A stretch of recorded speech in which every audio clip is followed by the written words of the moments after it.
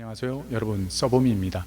오늘 제가 여러분들께 리뷰해 드릴 책은요 데일리 필로소피라는 책입니다. 이게 지금 그 셀프 카메라로 제가 이렇게 돌려놔서 글씨가 반대로 나오고 있습니다. 데일리 필로소피.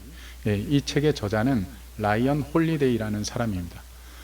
출판사는 다산 북스에서 나온 책인데요. 그 스토아 학파 그 철학자들 몇 명이 이야기한 그 말의 대목들을 가지고 총 이제 365개로 나눠서 매일 한 장씩 이렇게 볼 수 있게끔 그 철학자의 말을 이 저자인 라이언 홀리데이라는 사람이 이제 해석을 한 그런 내용입니다. 그래서 또 현대적인 어떤 그런 감각으로 또 해석을 하고 접목을 해서 우리가 참 이해하기 쉬운 그런 어떤 철학적 그 소중한 사고들이 많이 등장하는 그런 책입니다. 그 제 개인적인 견해로는 이 책을 보기 이전에 먼저 그 제가 이 책도 역시 뭐 그 작년에 그 다산 북스의 그 서평단으로 제가 선정이 되어서 보게 된 책인데요. 스토아 수업이라는 책입니다. 요 책인데요. 저자는 뭐 역시 똑같고 출판사 다 똑같습니다. 제 개인적인 견해로는 데일리 필로소피라는 이 책을 보기 이전에 먼저 이 스토아 수업이라는 이 책을 먼저 보는 게 더 낫겠다라는 생각이 들었습니다.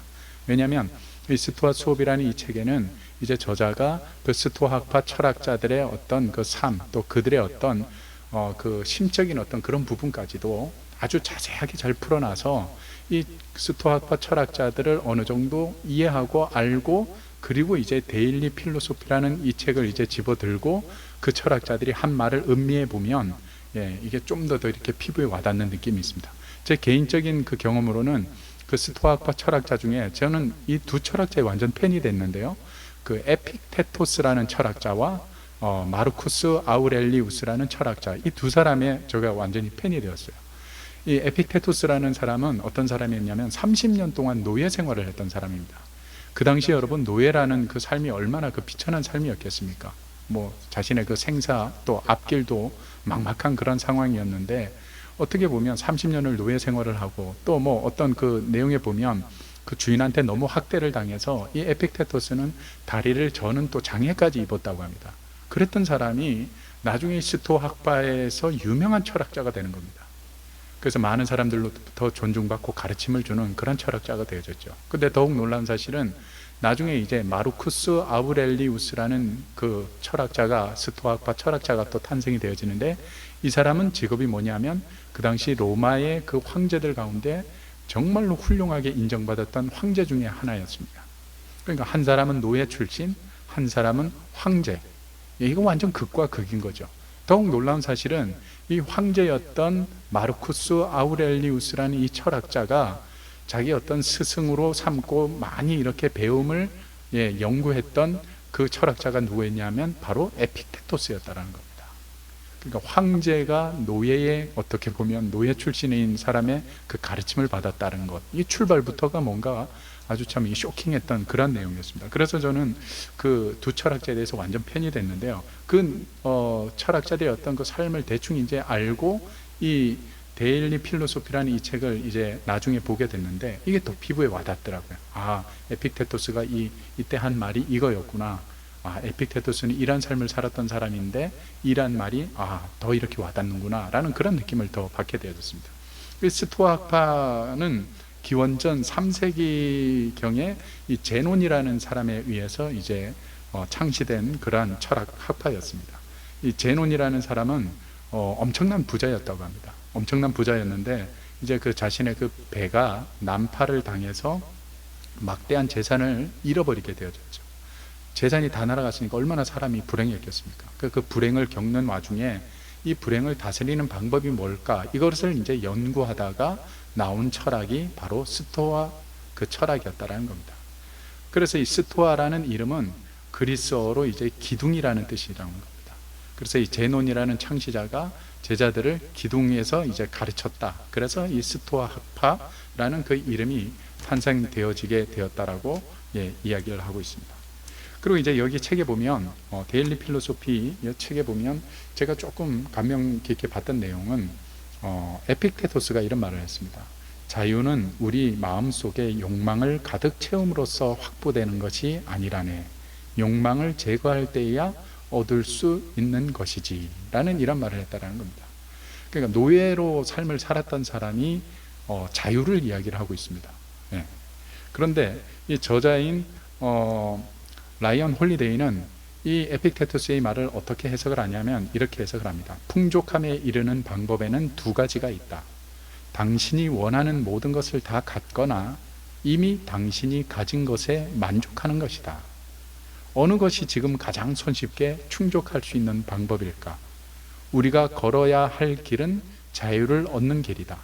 더 많은 것을 갖기 위해 애를 태우고 분투하고 싸운다면 우리는 결코 자유로워질 수 없다. 하지만 이미 갖고 있는 것에 집중하고 그것에서 만족을 얻는다면 우리는 바로 여기서 자유로워질 수 있다. 라고 이렇게 이야기를 했습니다. 저는 이 말이 상당히 그 피부에 와닿는 그런 느낌이었고 마음 깊이 이렇게 여운이 남는 그런 내용이었습니다.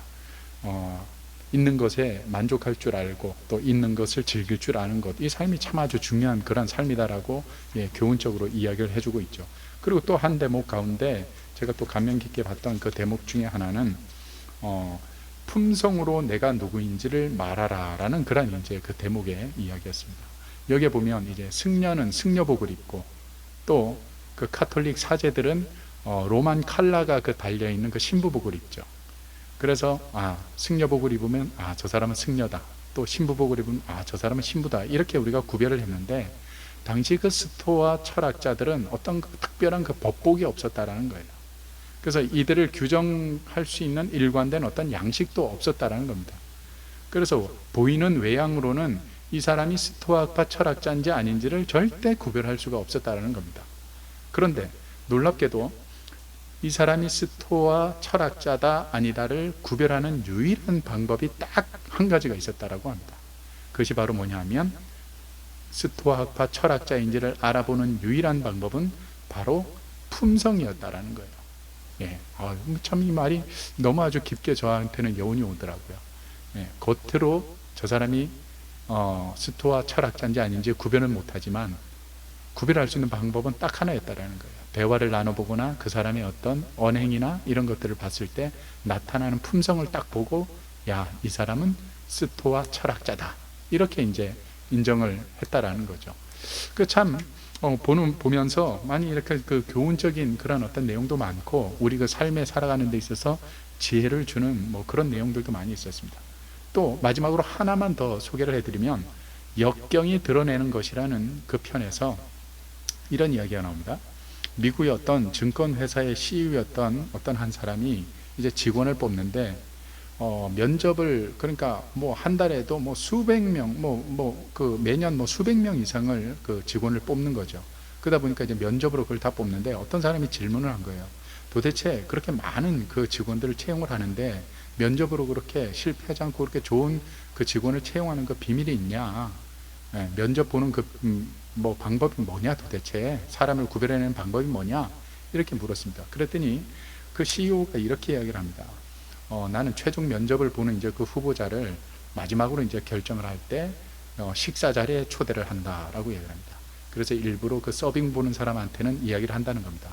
나로 같이 이제 식사로 한 사람이 올 텐데 그 사람 앞에서 당신이 일부러 막 실수를 해라. 물을 쏟기도 하고 그 사람 앞에 음식을 하다가 놓다가 흘리기도 하고 하면서 최대한 하여튼 그 사람의 한번 심기를 건드려 봐라, 그거라는 겁니다. 그랬을 때 이제 그 사람의 태도를 본다라는 거죠. 사소한 일 때문에 이 중요한 자리를 과연 망치는가, 아니면 우아하고 세련된 태도로 그 불편함을 잘 다루는가, 이거를 본다라는 겁니다. 그러면서 이제 이 CEO는 말하기를 작은 역경과 부딪혔을 때 아무렇지도 않게 반응하는 것은 결코 사소한 능력이 아니다. 거기서 모든 역량이 드러나기 때문이다 라고 이렇게 이야기를 한 대목, 이런 대목들이 참 저는 이 책을 보면서 많은 감동을 받았습니다. 제가 오늘 여러분들께 소개해 드릴 책은요, 저도 이거 사실 서평단으로 이제 선정이 되어져서 보게 된 책인데, 서평단으로 선정이 되면 항상 좋은 책만 오는 게 아니라 또 제 마음에 이렇게 좀 감동이 덜 오는 책도 있습니다. 그런데 이 두 권의 책은 제가 정말로 보면서 감동을 좀 많이 받았어요. 그래서 스토아 그 철학이라는 거에 대해서 그 스토아 학파 철학자들에 대해서 한번 깊이 생각해 보게 되었고, 에피테토스와 아우렐리우스의 아주 팬이 되어버리는 그런 책이었습니다. 서보미가 준비한 책 리뷰는 오늘 여기까지입니다. 여러분, 다음에 제가 또 좋은 책을 가지고 여러분들을 찾아뵙도록 하겠습니다. 고맙습니다.